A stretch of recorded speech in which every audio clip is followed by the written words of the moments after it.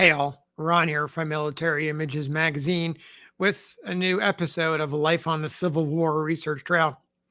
Today we're going back to January 1st, 1863. Abraham Lincoln issues the Emancipation Proclamation, and as a result of that document, throughout the early months of 1863 into the latter part of the year and very early 1864, thousands of enslaved people escaped from their masters or made their way into Union held territory as the U.S. Army advanced. They came from large plantations and small farms in the deep South, escaping from Mississippi, from Alabama, and elsewhere, making their way into Missouri, and they wanted to become soldiers. Specifically, they wanted to join the United States, or what would become the United States Colored Troops, which you students of the Civil War know as the USCT. While those black men who so much wanted to wear the blue made their way into St. Louis and through Missouri, white Missourians, consumed by prejudice against blacks, not all, but a number of them, created artificial obstacles to thwart recruitment efforts by officers. And abuses by those recruiting officers fostered an environment of systemic neglect and mistreatment of the enslaved people. On the way through Missouri to St. Louis, robbers and thieves stole shoes, hats, clothing, food from the recruits, compromising their health.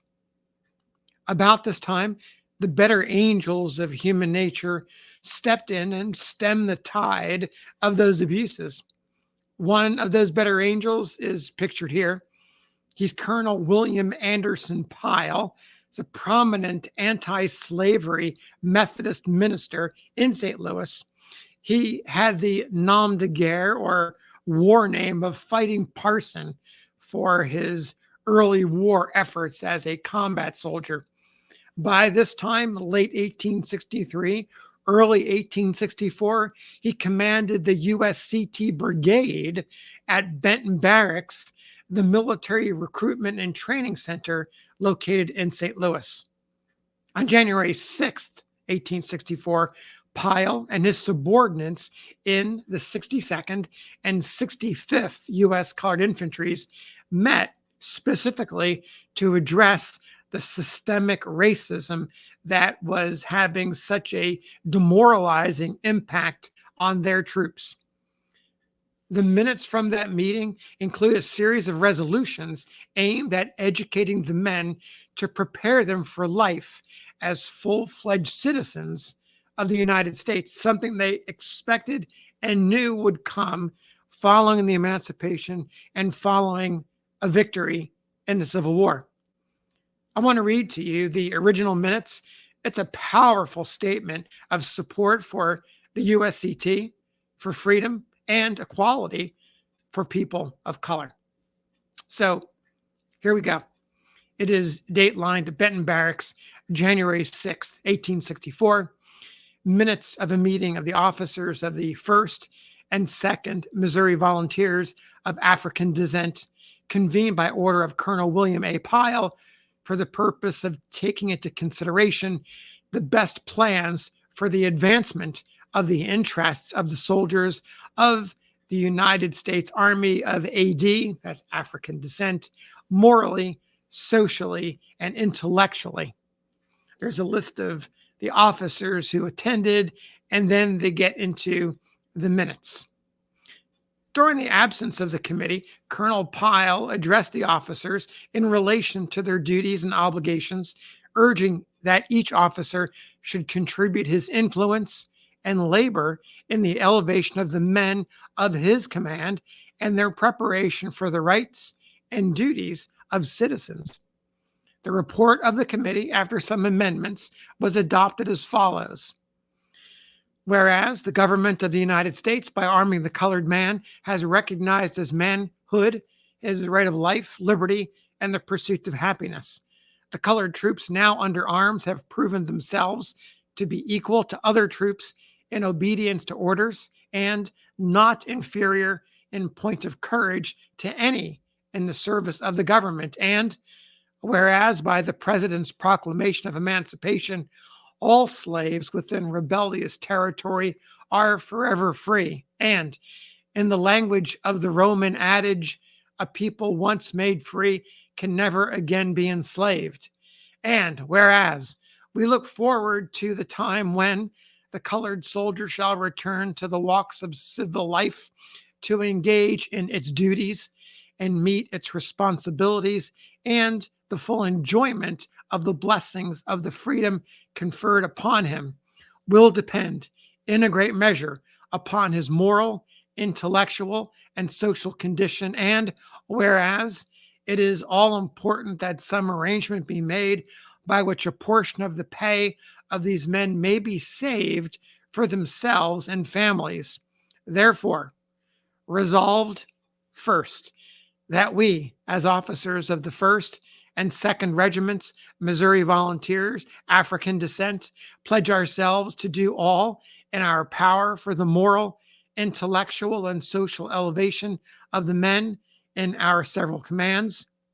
2, that to this end we will cheerfully cooperate with the chaplains or other persons who may be engaged as teachers, and that we will give our personal attention to the subject at all times when compatible with our military duties.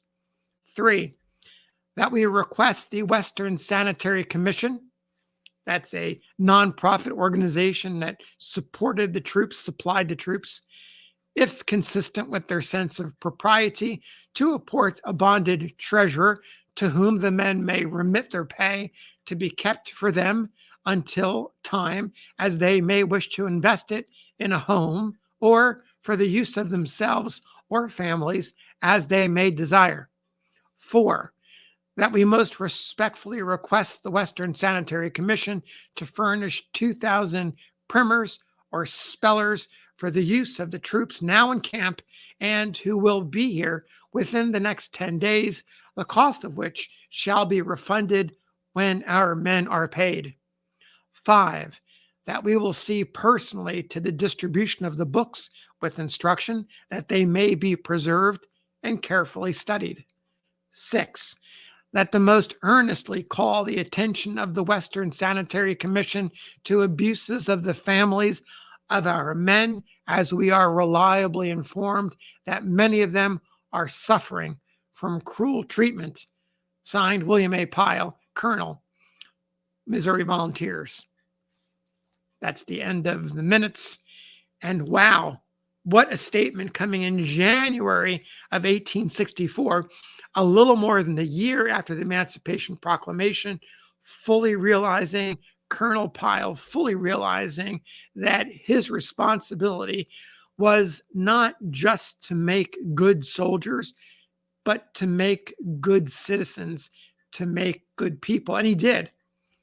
The men that were in his command and others at Benton Barracks went on to become an important fighting force in the Western Theater, and after they contributed funds to start up Lincoln University and fostered the idea of education for freedmen. Now, you may wonder what became of Colonel Pyle. He went on to become a brigadier general, serve a term in the U.S. House of Representatives from Missouri, and during the administration of President Ulysses S. Grant, hold the office of governor of New Mexico Territory and ambassador to Venezuela. Pyle died in 1889.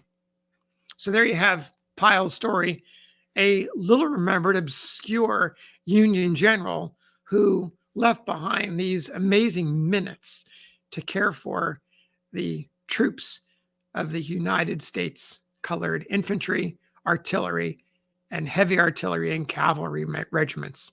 Thanks for listening. We'll see you on the next episode of Life on the Civil War Research Trail.